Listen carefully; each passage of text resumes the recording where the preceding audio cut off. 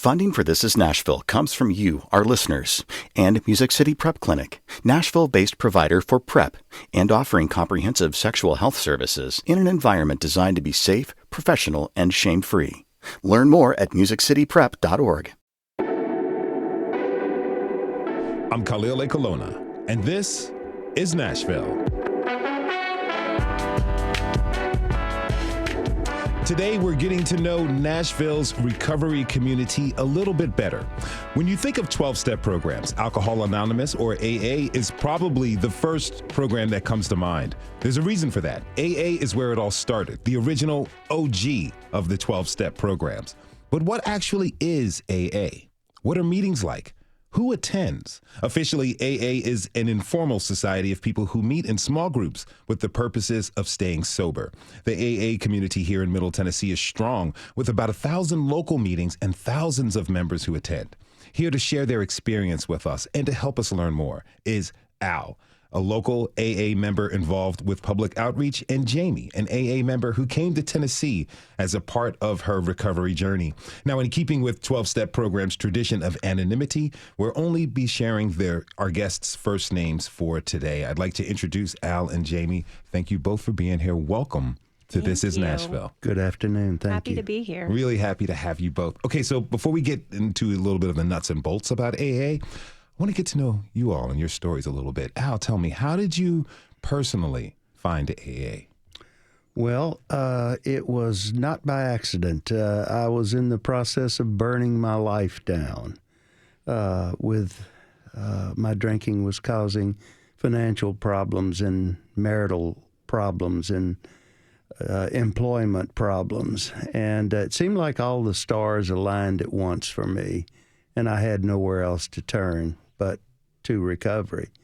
I had to have help, and I went into a treatment center, and I was given the direction that I needed, and I was kept away from alcohol for 30 days, and it was the best thing that ever happened to me in my life. The worst thing that ever happened to me in my life was the best thing that ever happened to me in my life. Mm-hmm. Jami, tell me, how did you find AA? Well, AA was not my first choice. I was trying to do everything but get sober. I did get a DUI, and the courts sent me to AA, so that planted the seed. It didn't actually stick at the time, but I ended up losing my job shortly after, and for some reason that woke me up, and I was just in a lot of pain and ready to surrender. And I had somebody reach out to me and ask me if I had a drinking problem, and I don't know what woke me up, but I was ready to kind of get honest with myself, and I as well went to treatment and started my AA journey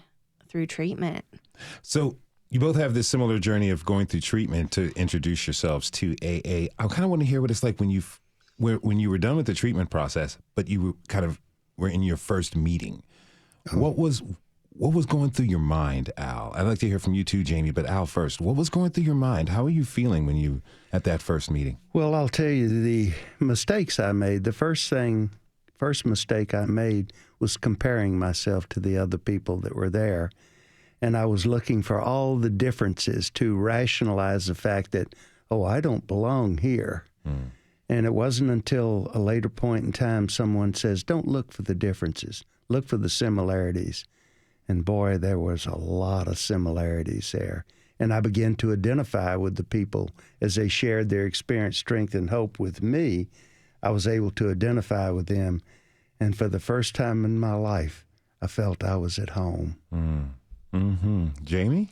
Yeah, it was a little strange at first, but I saw people, they were smiling and laughing and having fun, and they were all friends, and I just was so badly wanting to find that happiness as well. And I actually, would sit there and listen to people and instead of play on my phone and really try to take in what people were saying and try to find some solution for my life. And I just knew what I was doing was not working. And so why not give this a shot and stick around for a little bit and see what happens? So that's what I decided to do. Mm-hmm. And, a lot of people know about AA, maybe from movies or TV shows, like from celebrities who are talking about their recovery journey. But I think folks may not know actually what happens in the meetings and what happens. Look, I want to like to go over some basics.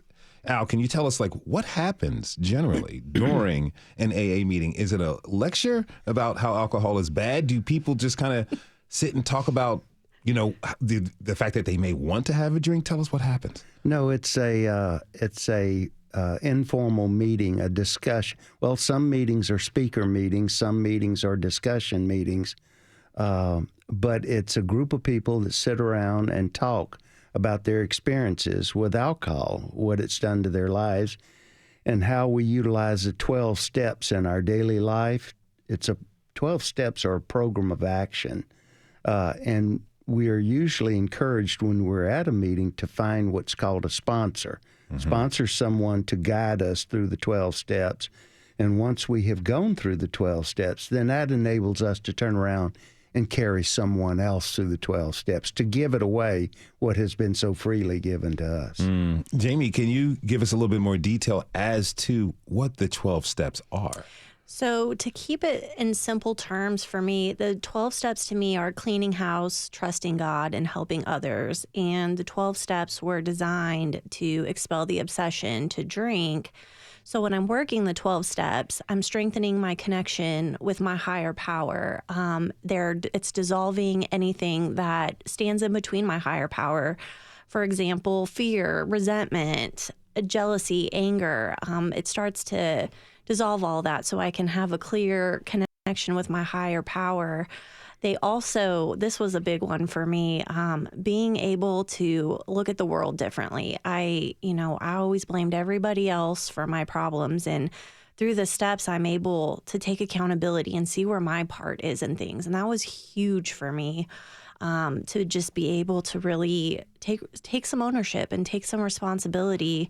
And the most important part, I think, through the steps, they're a ripple effect. I had a woman sit down with me and read the big book and read the 12 and 12 and help me gradually have the spiritual awakening. And now I get to go help other women and take them through the steps. And then they get to go do the same thing with other women. So it's just a bunch of healing occurring. And I think that's really what it's all about with the steps. You said cleaning house means, focusing on yourself, cleaning out those things that, may have been neglected or abused in certain ways. Absolutely.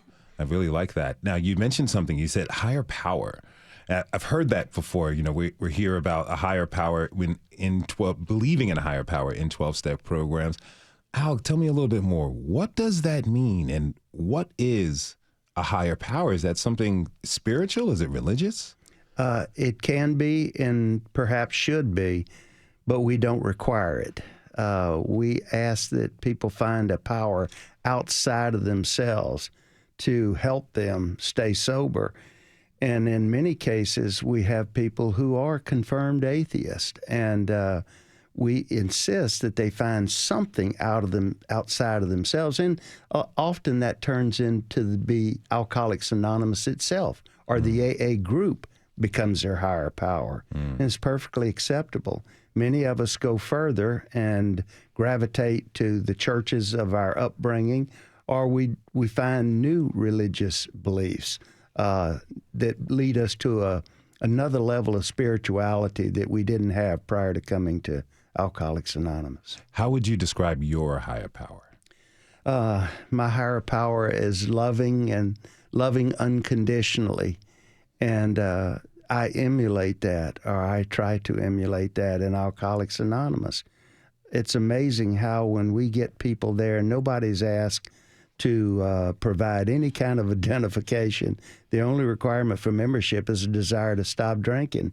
We have a joke about that. We don't care if you're from Yale or jail. It makes no difference. We'll take you. Yes. Now, that's interesting because your higher power is to love people unconditionally. Here we are in the holiday season.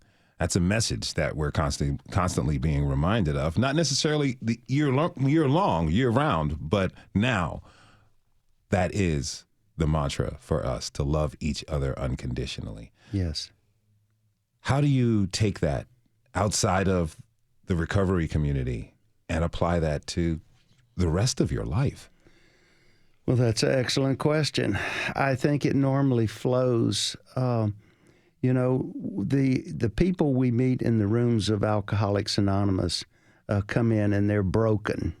I use that term quite figuratively, but our lives have self-destructed, and we accept people and we offer to help them in any way we can. And in the process, what happens is that makes us, I think, better people, better citizens, and we carry this into we can't help but carry this into our entire lives. It becomes the way we live. It becomes the way we think. It's the way we perceive life. And I thank God every day for finding Alcoholics Anonymous. It helped me rejoin the human race.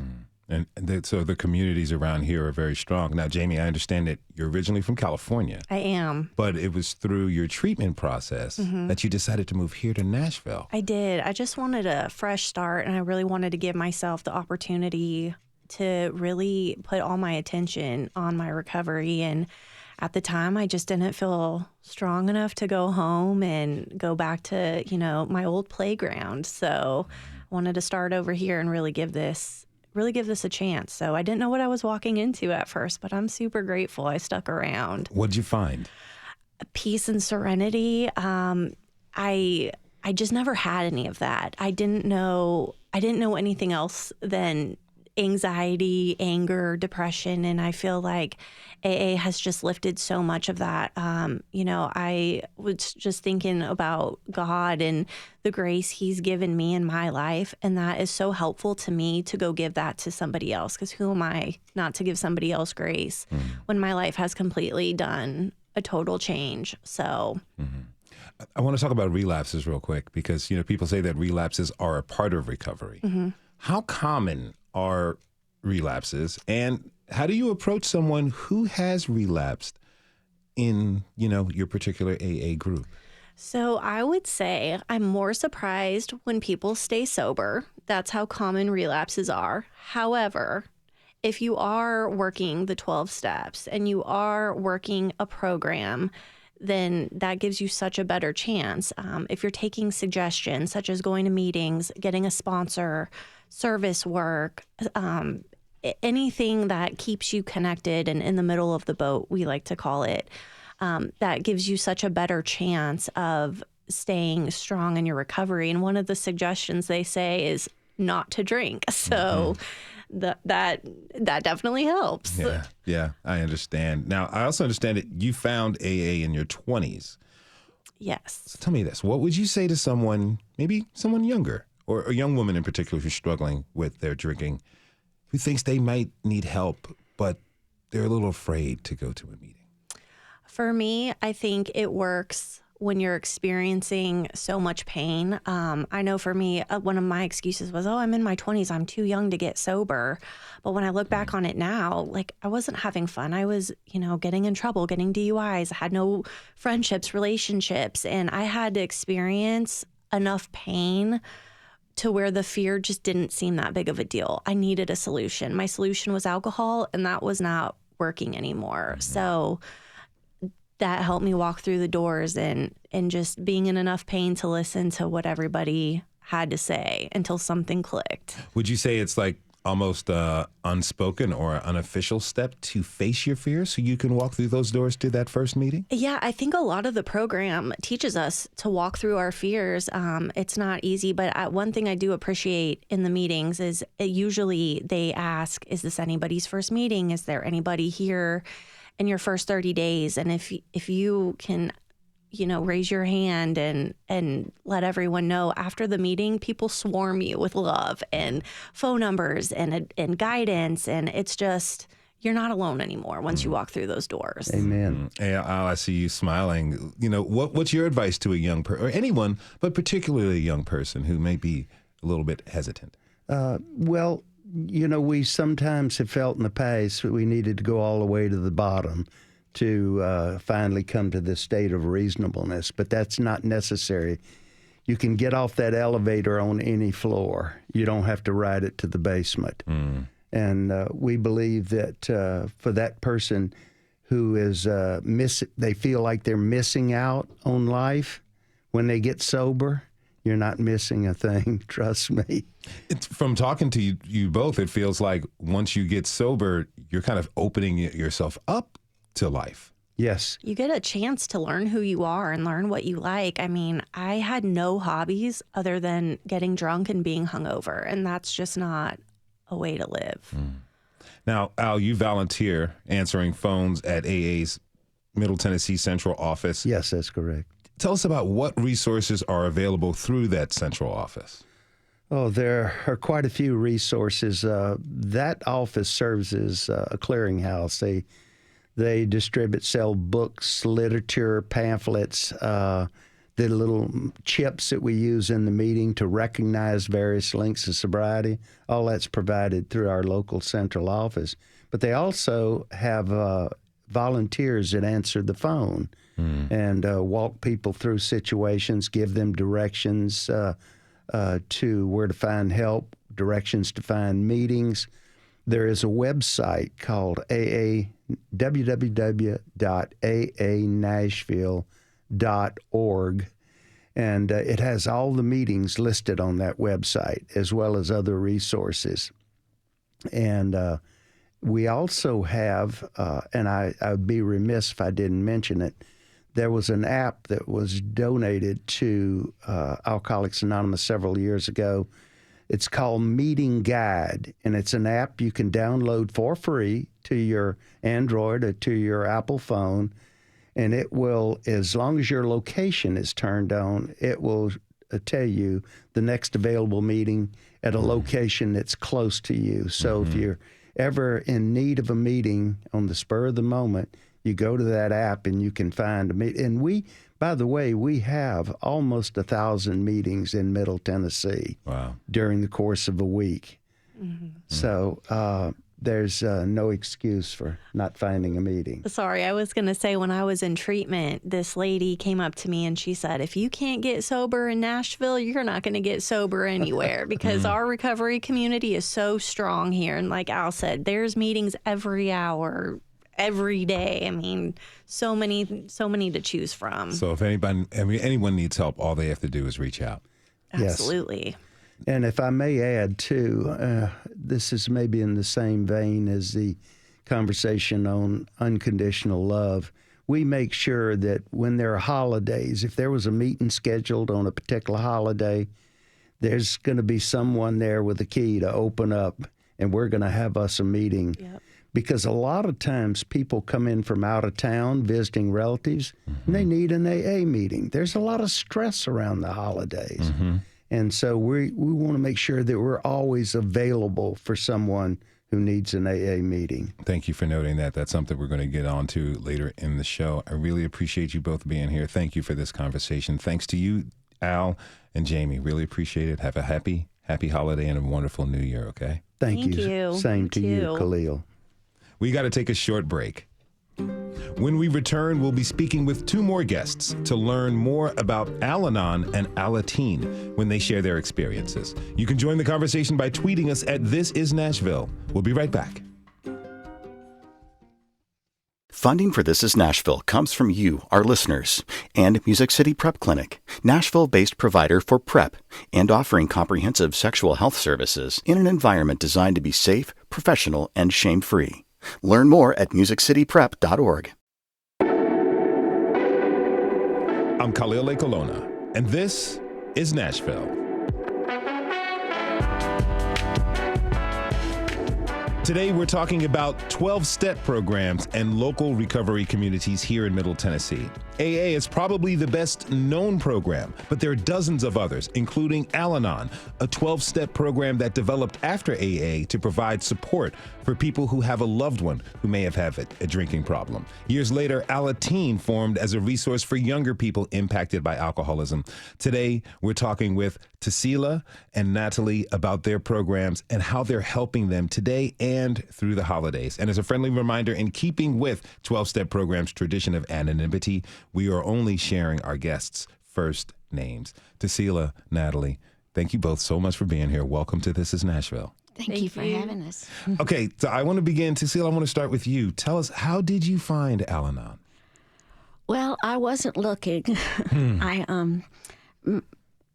The loved one that drank in my family was sentenced to come to AA meetings, and there was an Al-Anon meeting down the hall.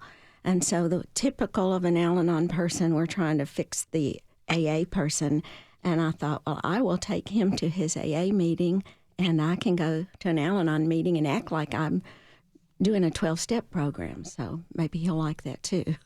You said you acted like you were doing the 12-step program. What was it like when you first got there? Did you engage yourself, or were you just kind of in the room?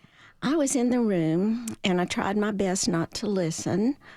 It was kind of like me and them. I didn't want to be part of them.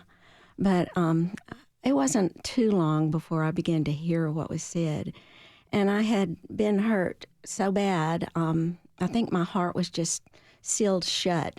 But I heard something that we call the 3 C's, and it's that we didn't cause it, we can't control it, and we can't cure it. And when I heard that, it just kind of broke loose all those bounds that were holding me shut. And I was able to think, if I didn't cause it and I can't control it, I'm spending most of my day and nights, all of my life, trying to make this go away. I agree. Yeah. You know, Al said something about comparing himself to other people in the room. Did either of you go through that, Nataly? Did you when you first found Alateen, did you compare yourself to some of the other teens in the room? I actually did. I started Alateen when I was about 10 years old, and that's pretty young, but I walked in there because I was forced by my mother, who is taking Al-Anon, was doing Al-Anon as well. And so I was forced, and I really didn't understand why I had to go to Alateen. And I was really confused because I've never been to some place like that either. And so when I walked in and there was other kids around my age, I was very, very confused, and I was embarrassed because I was a new girl, and it was very sensitive topics, and I didn't want to talk about my experiences. But after a few meetings, I heard other kids that were going through similar things as me, and I was like, oh wow, like I didn't know you were going through this too. I am too. And so it really set the scene, and I wanted to start coming to Alateen. But again, I was comparing myself to these kids because I know some people had lost loved ones because of alcoholism, and I've never lost somebody due to that. And so I was like, dang, like they have more, like I should feel sorry for them. Why do they want to hear my experiences even though they felt other things that are worse than what I felt? And so comparing myself to them, I felt like I didn't deserve going to Alateen and things like that. And honestly, that's not the case. I feel like if you go to an Alateen meeting, that it's going to change the way you feel, think, and talk. Because when I went and other kids were experiencing these things, I really felt like I was heard, and I had somewhere to share this space. And as a teenager, the embarrassment, it went away because of the anonymity, and that you have the security to know that whatever you say is going to be kept in the confinement of these walls. And that was one of the biggest reasons why I loved Alateen and keep going. To establish and ensure and to earn that trust. And I have to imagine being a teenager is kind of all about comparing yourselves to others. Yes. It's really tough, but I get the sense that you've been able to grow from this experience. Yes, I have. Actually, English is not my first language. It's Spanish, and I've had so much self-conscious about my language and grammar that I was so insecure in talking, and I hated public speaking. But I can now say that public speaking is one of the things that I love so much. I've had a couple of opportunities with Alateen to public speak, including this one. And honestly, it's really changed the way I feel, and insecurity is all gone for me. I feel very secure in myself. I have so much self-confidence. And without a doubt, I know that if I hadn't gone to Alateen meetings, or if I was in Alateen, that I could not be here speaking in a radio at all, or even public speaking in places. Well, congratulations listeners, I better look out. You might be coming from my job pretty soon. Okay, so, all 12-step programs, they have something in common. For one, it's the 12 steps, meeting and a belief of a higher power of some sort. And a few more things like sponsors, and we're going to get in that to a little bit later. But before we do, Tarcila, it might make sense for some people, like why there's a 12-step program for folks who want to stop drinking or doing drugs. But tell us why there's a 12-step program for people who, quote, don't have a problem with alcohol, but love someone who does. Well, we come into the program thinking that we don't have the problem. The alcoholic has the problem. And so we're all busy trying to control the situation. And we get into Al-Anon and we find out that, hey, we were trying to play God all that time. We were trying to make things happen, trying to cushion the fall. For instance, if the alcoholic got a DUI, we would get them out of jail, or we would pay for their treatment programs. We would take their paychecks so they wouldn't have anything to spend on alcohol, try to control their time. And none of those things worked, but we didn't realize that it wasn't working. We thought, we just haven't found the right plan yet. Mm-hmm. So when we get into the program and it first comes into our minds that those things didn't work. We were in effect, we were crazy and we didn't know it. One of the steps says that we can regain our sanity. Well, we didn't know that we weren't sane. And it's not like we were clinically insane, but when you do the same things over and over and over, expecting different results. Oh, yeah. That is a definition of insanity. Mm-hmm. And you're able to find a path not only to help yourself, but you can be there to support your loved one. Oh, yes. Once I really understood that alcoholism is a disease, I could see the person that the alcoholic in my life was. I didn't see the disease. When I always thought that an alcoholic was somebody who laid in the streets after a night of drinking. Mm-hmm. And then I find out there are a lot of people who are functioning alcoholics. They hold a job. They're parents. They have a lot of skills. I didn't know that. I only saw the disease and the problem. I forgot all about the person that was underneath and the person that I could love. Mm-hmm. So that's what the program did for me. That's wonderful. Now, Nataly, we were talking about sponsorship before the break, but how is sponsorship different in Alateen? So I know in Al-Anon that a sponsor can be somebody like a mentor and somebody that you go to for advice. However, in Alateen, it's similar to that, but it's just a tiny bit different. These sponsors are actually people that have to get background checks because they're dealing with minors. And so after these background checks, and these sponsors are allowed to come to the meetings, but they don't coordinate. That's all the members of Alateen coordinate all the meetings. So they're kind of just like supervisors. Mm-hmm. And so they are our sponsors, and they're just supervising that we're doing all the meetings right, everything that we have to be doing in the meetings we're doing, and they keep us in track. And so our sponsors are always people that are qualified to be a sponsor in Alateen, So my sponsor is a very sweet lady, and I look up to her a lot. And I also have recently we have a new sponsor that was added to our group, and she's the sweetest as well. And so I think that our sponsors are definitely what keeps us in track on all of our meetings. Why do you've been attending Alateen meetings for a few years. Yeah. Tell me, why do you keep going? I keep going because it has really helped me find my peace. For the first few years, I was stuck on the first step, which is that we admit that we are powerless over alcohol.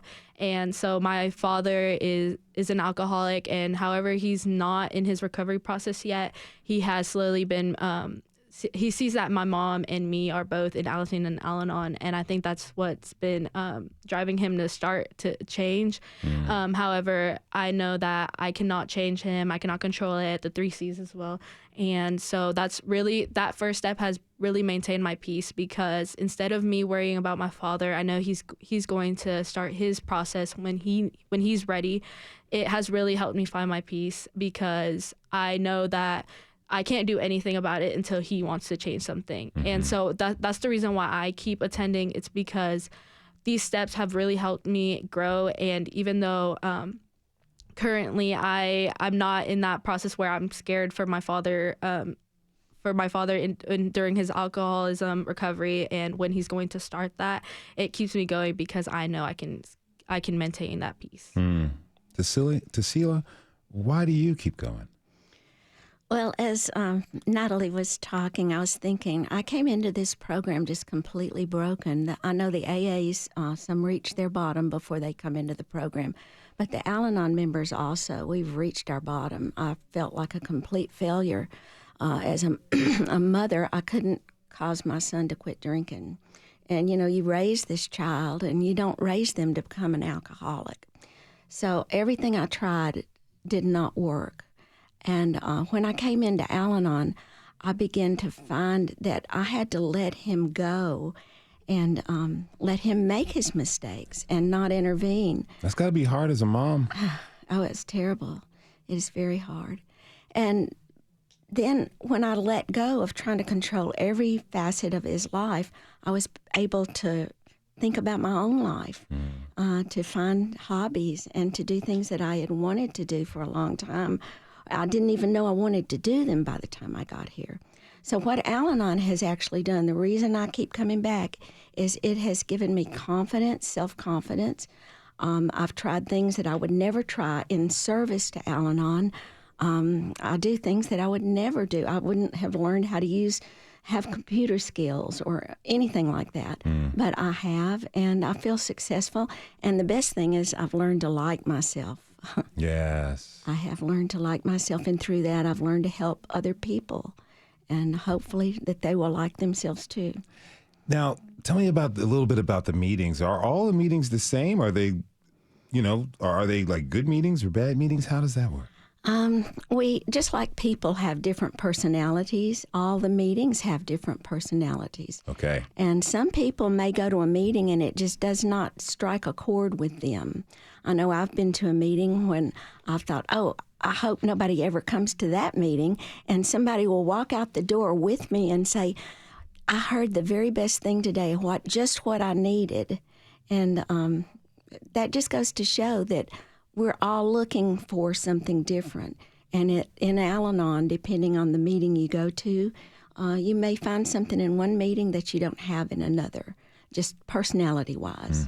So you just keep going. Go. We tell our newcomers to attend at least 6 meetings, and to try to find the one that's right for them. All right. Now, Nataly, I'm going to end this with you. You said that English is your second language, and you're heavily involved in the Spanish-speaking recovery community. What's your impression of Spanish-speaking recovery community here in Middle Tennessee? I really like that Middle Tennessee has different meetings that cater to different people. So my mother, she primarily speaks Spanish, and she has an Al-Anon. She attends an Al-Anon group that's primarily Spanish speaking. And so I feel like having different varieties of languages in the groups really makes it better for the recovery process, because a lot of people are now able to recover, whether that you're the alcoholic or you have a loved one. And having different languages available, it really makes it able to enlarge the scope of the recovery process. And for me, I have a lot of people, a lot of teenagers, peers that attend Alateen, and we're a Spanish-speaking Alateen group. However, there's some that feel more comfortable speaking English, so I guess we would be bilingual. So it really helps whatever language you speak, there is something for you in the recovery process. I really want to thank you both for being on to the show. I want to thank my guests, Nataly and Tarcila, for being with us. Thank you both again for speaking with me. Have a happy holiday, okay? You as well. Thank you. Now, we got to take another short break. When we come back, we're turning our attention to the holidays and how some local 12-step members are using their recovery to navigate and enjoy the season ahead. As always, you can join the conversation by tweeting us at This Is Nashville. We'll be right back.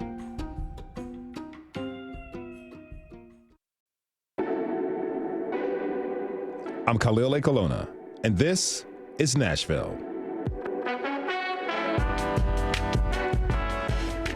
The holiday season is upon us. It's a great time of year, or it can be. Good and bad, I think we all can feel a lot of extra around the holidays. There's extra things to do. There can be extra pressure to drink at parties, extra pressure to eat at special family meals, extra pressure to spend time with family. There may even be an extra focus on what's missing from life. So how can we find the best way through to enjoy this season? Today, our conversations have been with members of the local recovery community. Now we're going to turn our attention to what works for them this season and what just might help the rest of us. We're here to join us are Tom. He is a member of Overeaters Anonymous, or OA. Jami, a member of Al-Anon and Adult Children of Alcoholics, or ACA. Tom and Jami, thank you both so much. Thank you for being here. Really appreciate it. Welcome to This is Nashville. Thanks for having us. Happy holidays, Khalil. Happy holidays to you, sir. Now, Tom, you're a member of OA. Can you briefly share how you found OA? Well, I actually came into OA in 1986 after I'd been sober for a couple of years. I'm also in AA. So I heard about OA in an AA meeting.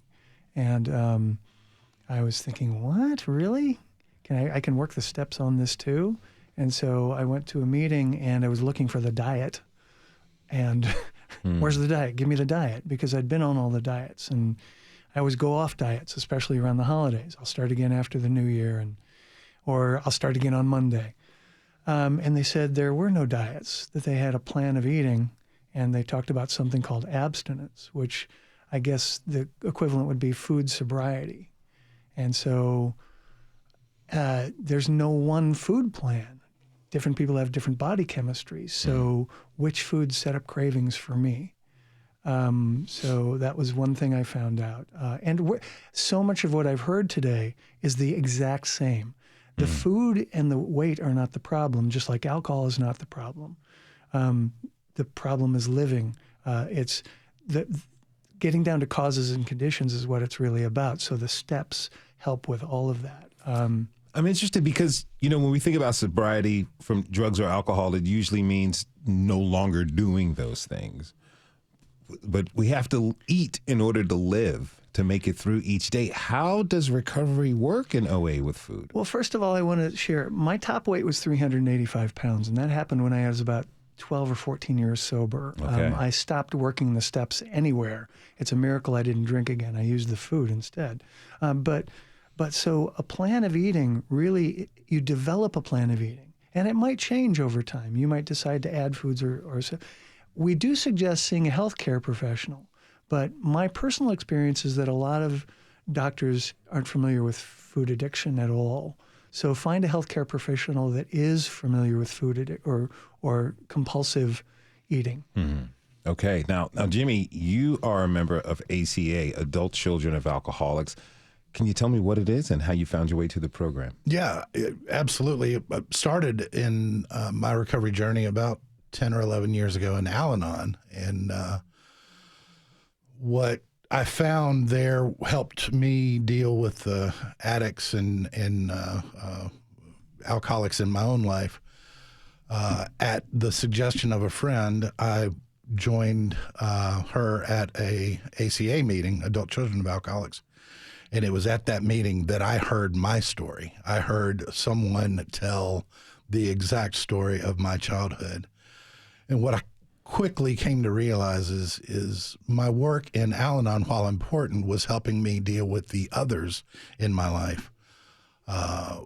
But my work in ACA really told me why I welcomed those people in my life in the first place. What I realized was my foundation as a child in a sort of an emotionally turbulent home set me up to crave that kind of chaos and excitement in my adult life. So for me, the work that I do in ACA really is the focus on my self-help journey. At the top of the show, we had Al and Jami on, and Al was talking.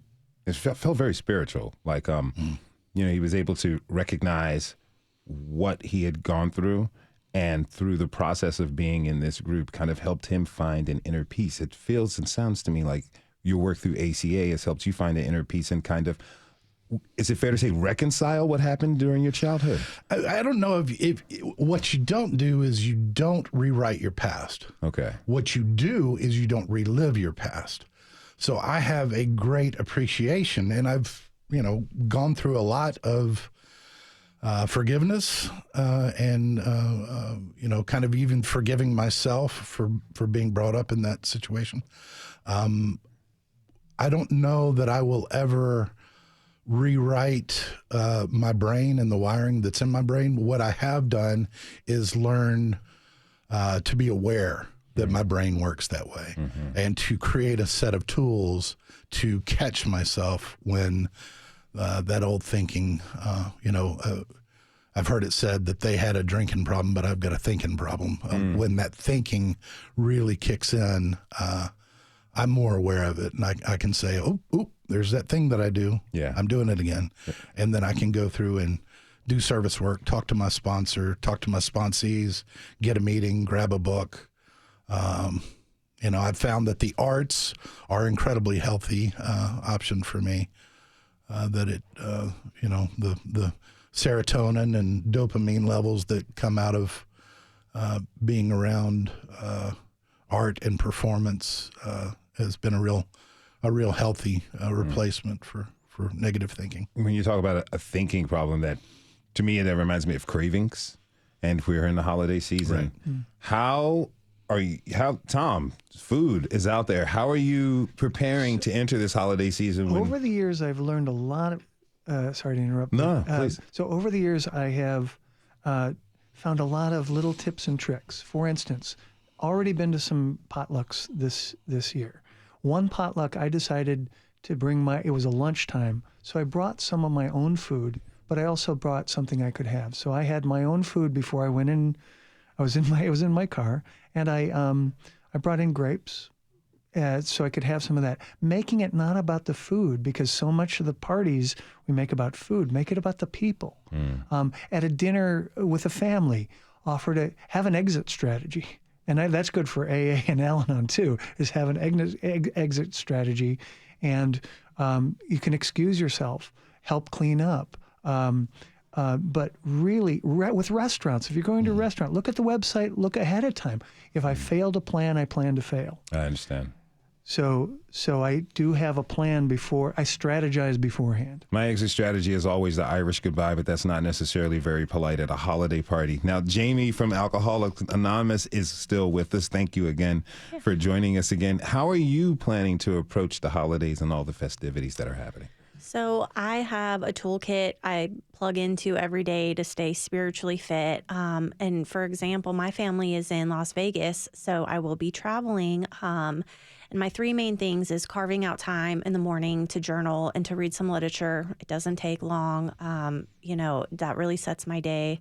I'm a huge component of going to the gym, getting my body moving, and always making sure I have a meeting around me. And Al was speaking about the meeting guide app earlier. It works anywhere you are. So those three things are crucial for me, and I can map that out wherever I go. Also using my tools of calling another woman in AA or calling my sponsor and having an exit plan. That's always key as well. So I usually drive myself to places so I can leave if I'm uncomfortable or need to get out of there. Awesome. I did want to share that every morning I also carve out time to have time with my higher power. And the first three steps, I just go through those really quickly. And for any program, they basically been boiled down to, I can't, God can, I think I'll let God. Okay. I can't, God can, I think I'll let God. I like that. Now, there's a lot of family plans around these days, figuring out who's going to travel where. Jimmy, you have teenagers, 16-year-old and a 19-year-old. Correct. You're divorced from your kid's mom, but you shared with our producer that you are also remarried. Tell me, how do you approach making holiday plans? Well, for me, what works is allowing my teenage children, young adults, to do what pleases them. It is not I don't get joy out of being restrictive with my kids. my ex-wife and when their mother and I divorced, we did have very restrictive guidelines as set forth through the parenting plan and the divorce decree. As they grew, I found that there was some anxiety around the holidays that was coming from that. There was maybe even some dread that they weren't able to experience joy in the way that the holidays represent. So once I gained full custody of the kids, I realized that it was important for me to give them agency over their own lives, to choose how they want to spend their time. If that's with me, great. If that's with their mom, great. If that's with friends, great. If they want to stay in their room and play games, if that's if they have decided that is what's best for them, then that is the plan. How have they responded to this freedom of choice that you've given them? I can't speak loudly enough about my children. Every father says he's proud of his kids. My kids are amazing. The love that I feel for them, the connection that we have post-divorce. I am absolutely one of the most fortunate people on the planet when it comes to how I relate to my kids and how my kids relate to me. To say we have an honest and truthful relationship is putting it very, very lightly.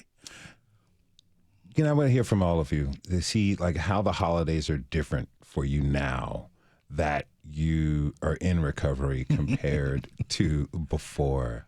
Jami? My parents actually want me around, so that's nice. I can be of service when I'm with them. Before, I would just stay in my room. I'd be hungover, no contact. I'd come out to eat and run back to my room. But it's a really cool experience to be present with the people you love and be able to, help with the cooking or the cleaning and just really have that time, with my family. And that's so different from what it used to look like. Sometimes I wouldn't even show up for holidays. Really? So, yeah. If it's going to get in the way of my drinking, yeah.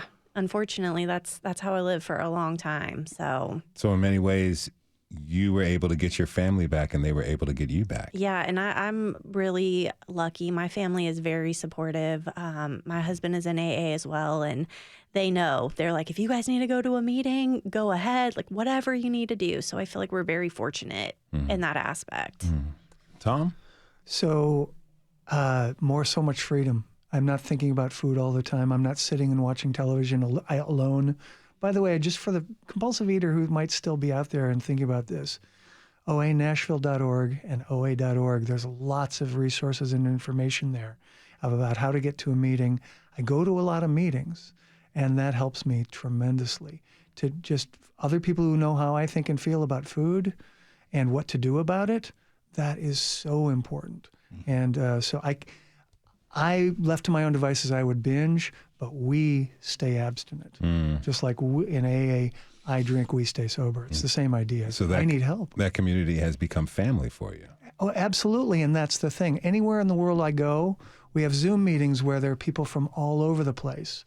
And so Zoom, there are meetings all over the place. There's plenty of help available. That's what, and accessing that when I am traveling or when I'm with family, using my network, texting people, calling people, and saying, if I need to, And I was going to mention, that's a good point. And we've talked about, or I've heard the mention about the meeting finder on the app.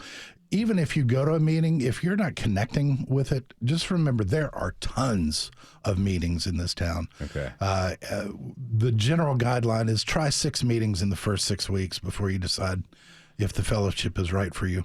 And if you get to a meeting and you are talking to the wrong people or you're not feeling the connection, you do not have to go back. You can find another meeting, be it in Nashville, be it in Hendersonville or Smyrna or Murfreesboro or Franklin or even one of the other multitude of meetings in town. Both my recovery groups, Al-Anon and ACA, both have amazing meeting finders on their websites. Got about 30 seconds left. I want to ask you, Jami, what are you looking forward to for this holiday season? Sanity, serenity, peace, I used to be addicted to the excitement of the chaos of my family, and there is zero chaos in my life right now. I see everyone else shaking their heads. I agree 100% with that. Absolutely. Really, I want to thank all of you for coming onto the show and to talking with us. I want to thank Jimmy from Al-Anon and Adult Children of Alcoholics, or ACA, Tom from Overeaters Anonymous, and Jami from Alcoholics Anonymous. Again, thanks to you all. Have a wonderful, happy holiday and a beautiful new year. Thank you, Khalil. Thank you, Khalil. And thanks to you for tuning in this hour. This is Nashville is a production of Nashville Public Radio. Today's episode was produced by Catherine Ceces. It was directed by our senior producer, Tasha A.F. Lemley. Our board operator is Liv Lombardi. The masterminds behind our theme music are Larange and Namir Blade.